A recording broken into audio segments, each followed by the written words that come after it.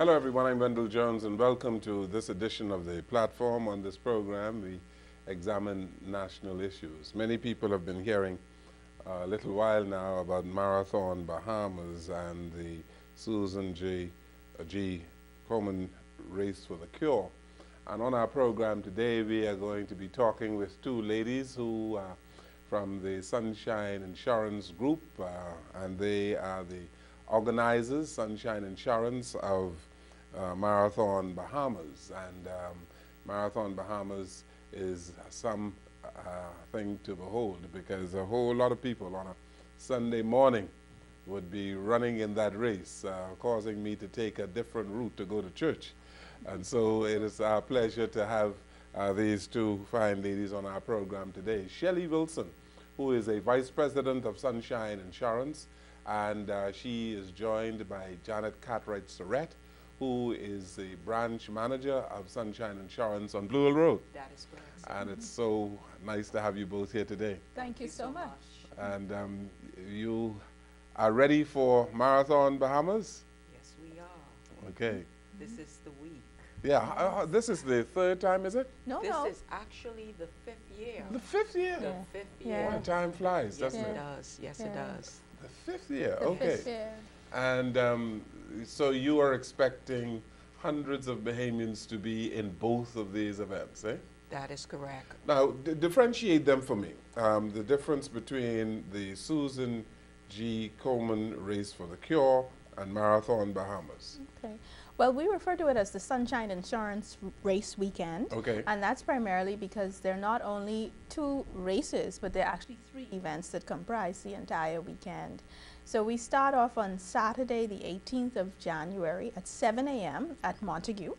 That's one of the fundamental changes this year with the race weekend, is at the start for the Susan G. Komen Race for the Cure, the 5K, will be at Montague Foreshore. That starts at 7 a.m. It's a 3.1 mile race. It's for competitive runners, as well as walkers, as well as families, as well as persons pushing babies in strollers. So that's why we have the 7 a.m. start time, because it's really a family event. We encourage church organizations, civic groups, school groups to come out and support the cause. Of course, Susan G. Komen is a U.S. grassroots organization that really is intended to bring awareness with respect to breast cancer, both in females and males. So this is the 4th year of the Susan G. Komen Race for the Cure. On Saturday afternoon, also the 18th of January, the weekend continues with the Health and Fitness Expo, which will be held at the Wyndham Crystal Palace Ballroom. And that is where it's between the hours of 3 and 7 p.m. on Saturday. And we have about 30 vendors that will be coming out from the health and fitness industry in New Providence, and they will be displaying their products and just really getting the public aware of what is out there in our country with respect to health and fitness. It's also at that event, the Health and Fitness Expo, that persons who are registered for the marathon come and pick up their race numbers, which is very important, because the races, all of the races are professionally timed. And the race on Sunday, the marathon and half marathon, are Boston qualifiers. So it's very important, if you're a competitive runner and you want to run internationally, that you can actually qualify your time for those international races at Marathon Bahamas. And then on Sunday, the 19th of January, we have Marathon Bahamas, which starts at 6 a.m. at Junkanoo Beach on West Bay Street. And that is comprised of 3 races, a 26.2 mile marathon, a 13.1 mile half marathon, and a 4-person relay marathon, which is really one of the more popular categories among locals. The 4-person relay marathon, 4 people run on average 6 to 7 miles. And so it's really a lot of corporate entities, a lot of organizations, a lot of just friends who are interested in running. They form relay teams and they participate in that. So it's good fun. Yeah. I have a daughter who is running in the marathon this year. In the relay? Oh, yes. Oh, excellent. She's been practicing. Yeah, you have to take your training seriously. Yeah, she's been training for months now. Yes, Okay, yeah. okay. So I wish her well. Yeah. Right, As a matter of fact, I saw her running one Sunday morning, Uh-huh. and she seemed to be doing extremely well. Yeah. Okay. But let's talk about the Susan Komen event first. You have, because it's for in aid of breast cancer research and the rest of it, you have a whole lot of Bahamian women involved? We do have a lot of Bahamian women involved. Really, it's a family event, so I wouldn't say most of our participants are women, but it's 50-50 male-female, because we have a lot of males that come out in support of women who have suffered or are suffering from breast cancer. Right. And so at the end of the Race for the Cure on Saturday, there's what we call a survivor ceremony, which is held at the finish line on Paradise Island.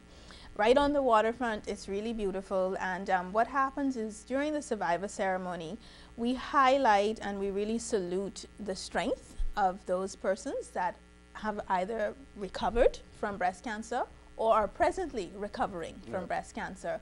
And so those persons are designated with a different color shirt on the race course. They are usually supported by their family members at that event. And this year, we are pleased that the Urban Renewal Band will be joining us again, really to just lift those women and men, because we do have male breast cancer sufferers up during that ceremony. I saw photographs of the last one, and it seemed as though it was very well attended. Very well. Yes. And so you expect hundreds of Bahamian women, well, family members, to attend this. Yes. And the proceeds go to the Cancer Society? We have several beneficiaries. Beneficiaries. Okay. Sister is one of them. We have the Cancer Cancer Association of Grand Bahama. Yes. That's also one of the new beneficiaries. along with PMH. The PMH Foundation. Yes. Now, we have been hearing a whole lot about BRCA1 and BRCA2, the genes, that we understand prevalent in Bahamian women, yes. 27% or something such. Yes. Does any of the funds go towards this project? The research, yes. Yes. One of the beneficiaries of the Sunshine Insurance Race Weekend is the Bahamas Breast Cancer Initiative. And they are one of the NGOs that is directly correlated with the research ongoing in the country to test Bahamian women for the BRCA1 and the BRCA2 gene. And so the BBCIF, I'll just say abbreviated, has been a beneficiary of the race proceeds for the past 4 years now. Yes.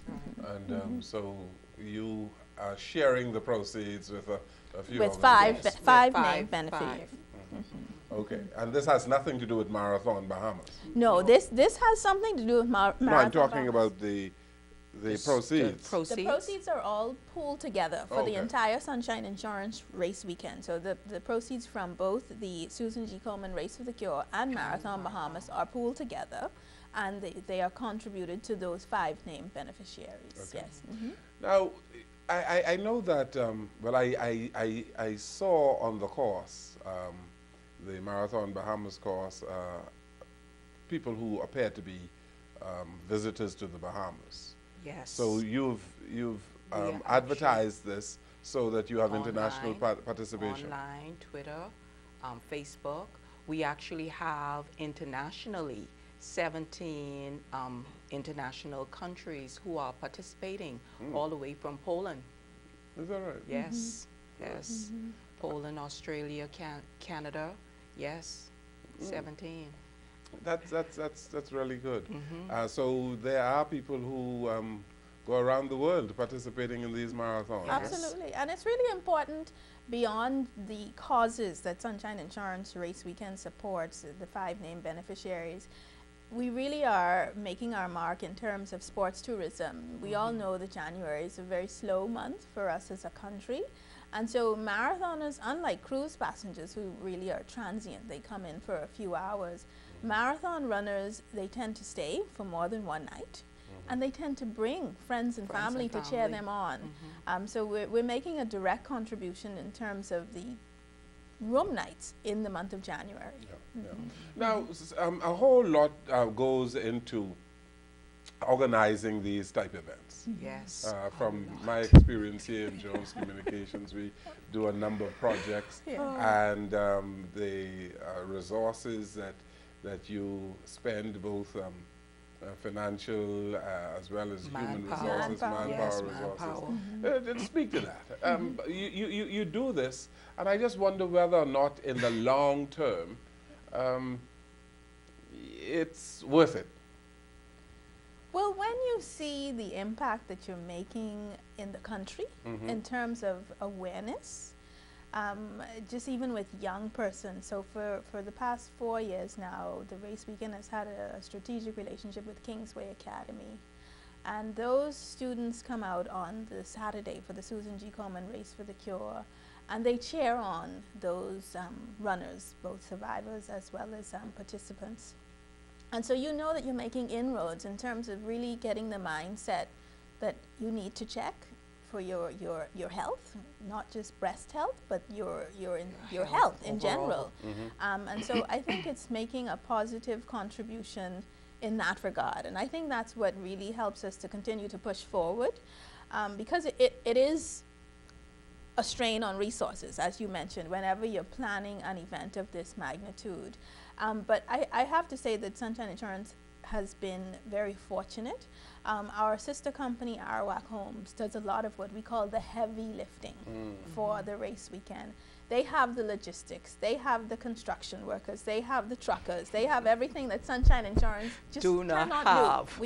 We have a lot of women in Sunshine Insurance, but we need that manpower. And fortunately, our sister company really steps up to the plate and provides the labor for this event.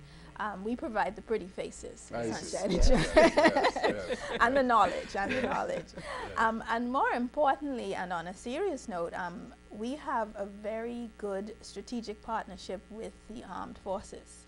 And so the Commissioner of Police, Ellison Greenslade, has been a supporter of the event for the past 5 years, as well as the Commandant of the Royal Bahamas Defense Force, because of course we have international participants. We have hundreds of volunteers, some of whom are young children, and we have our Bahamian runners, and paramount is their safety on a 26.2-mile course. And so we really could not effect this without the good working relationship that we have with Bahamian Armed Forces. And this has been somewhat very helpful in getting a whole lot of Bahamians involved in fitness exercise. Yes, yes. Right? As I mentioned earlier on, one of my daughters who's been training along with a friend of hers. So you and I believe more women are doing this than men. Yes, statistically, but that's not just in the Bahamas. Statistically, more and more women run the half marathon globally. More and more men still run the full marathon, which takes a bit more endurance. But the half marathon races such as 10 kilometers and 5 kilometers tend to be dominated by females globally. Now, what do you have in place? Because I'm sure that you have a medical team that would be on the so you're working in conjunction with people in the medical profession as well? Yes, with Princess Margaret Hospital, along with the authority. Hospital Authority? Hospital Authority, yes. So we do have on strategic points, medical team, tents set up, and we also have at the finish line, upon finishing, where they can come and relax their muscles and, you know, unwind from that long run that they had. So yes, we're well equipped all around. And you believe that you would have more participants in the marathon than in the Race for Cure? No, historically we have more participants in the Race for Cure. It's a shorter race, and so it doesn't take much to train. It's a walk as well. It's a walk. Yes. It's a fun it's walk. A family. But it is timed for those who are competitive. So it's really, last year we had in excess of 2,000 participants in the Race for the Cure, and we hope that we will have similar numbers this year. At the end of the day, what do you get? Do you get a trophy? What do you get? Well, at the end of the day, the persons who place first, second, or third in their various age categories, and those age categories are in 5-year increments, they receive the equivalent bronze, gold, and silver medals. Okay, you have medals. And that is for the Race for the Cure. Right. And then for the actual marathon, they receive commemorative gifts, trophies. This year we're using cowbells, so we have that as a part of the commemorative gift for those first, second, and third place runners. And then, of course, every finisher of the marathon also receives a medal. Good. And this is a certified race, this Marathon Bahamas, isn't it? Yes, it is a professionally measured race. We have just had the course recertified earlier this year. And that certification is very important, as I mentioned earlier, because the marathon events are Boston qualifiers. So someone who is desirous of running in Boston or any other global race, they can come here to qualify to be entered into one of those larger races. Let me ask you, any of you run? No. No. No. Short distances. But you'll walk? Oh, absolutely. Yes, absolutely. yes, Yes. yes. All right, let's take this break on the program. We're on the platform. We'll come right back.